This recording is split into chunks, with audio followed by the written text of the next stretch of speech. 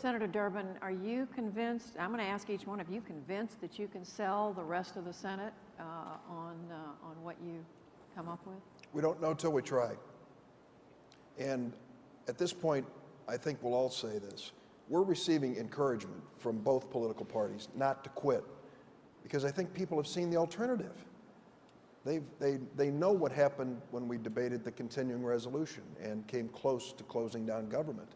They know what will happen if we don't address some of these debt issues in the near term and longer term, and they don't want us to quit. They may not agree, as Saxby and Mark and Mike have all said, they may not agree with our particulars, but they understand that our process is the only hope, a bipartisan process where people are giving on both sides and trying to reach a common goal, putting aside our own politics, Democrats and Republicans, and trying to see what's good for this nation. That's what Simpson-Bowles Commission was all about. 11 out of 18 of us voted for it on a bipartisan basis. That's a pretty good thing. We wouldn't be sitting here on the stage, it isn't likely, without the good work they had done. I think there would be a gathering at the river at some point, Judy. I'm not sure when. I hope there will be.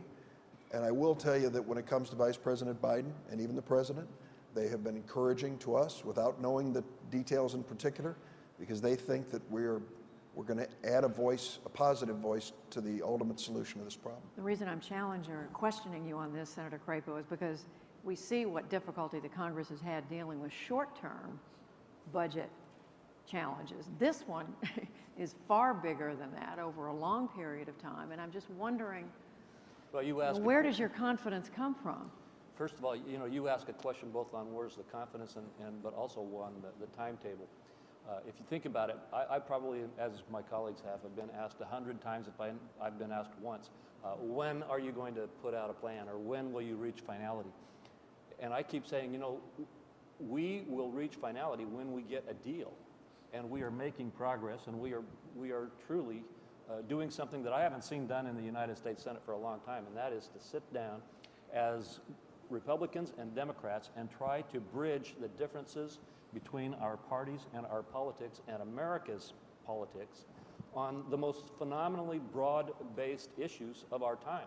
We are dealing with everything from Social Security to the entitlement system, Medicare and Medicaid, to the spending structure on our discretionary side of our budget, to our revenue system, defense, and including defense, and the mechanism to enforce that, to stop Congress from getting around it, which it historically does.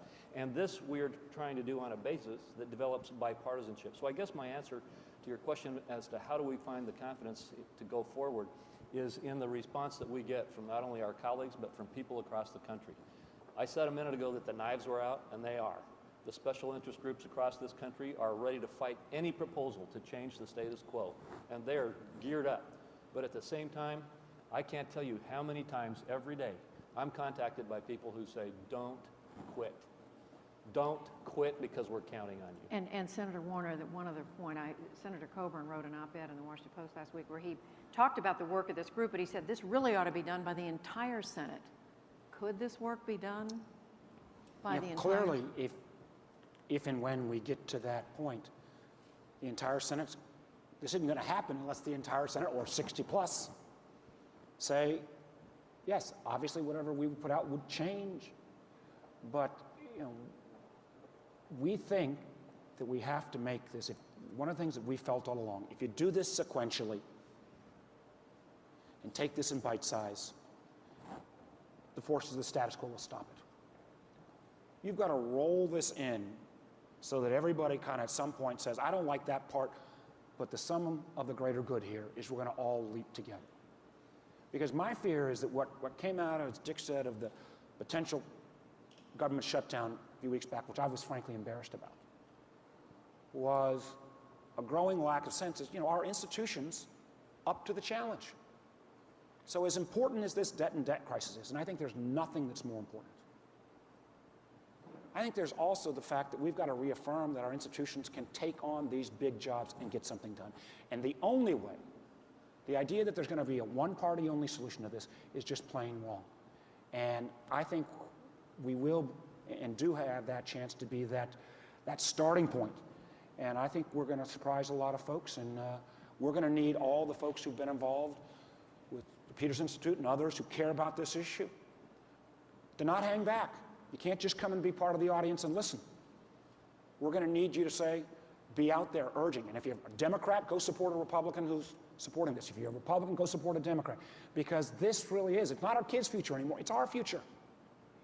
The imminency of this challenge is something that we've got to step up, and I think it's our job to at least get that ball started. And these guys have been the ones who've done it. In closing, Senator Chambliss, so how will we know when you're about to announce something? You come to work with asbestos suits on, or what? White smoke, white smoke. Well, you know, there's no timetable that we have. This was not begun as, well, we're going to get this done for the CR, or we're going to get something rolled out to have a vote by the time the debt ceiling vote takes place. Our statement has consistently been that we're going to roll this out when we get it right. And that may be next week. I would hope eventually Senator Coburn will join our group, and the 6 of us will be able to roll it out sometime soon, but we don't know. Well, that's a tantalizing answer. This is the first time all of the senators have come together. 4 of the 5 senators have come together to talk publicly, so we are especially appreciative. Senator Chambliss, Senator Warner, Senator Crapo, Senator Durbin, thank you all very much. Thank you. Thank you.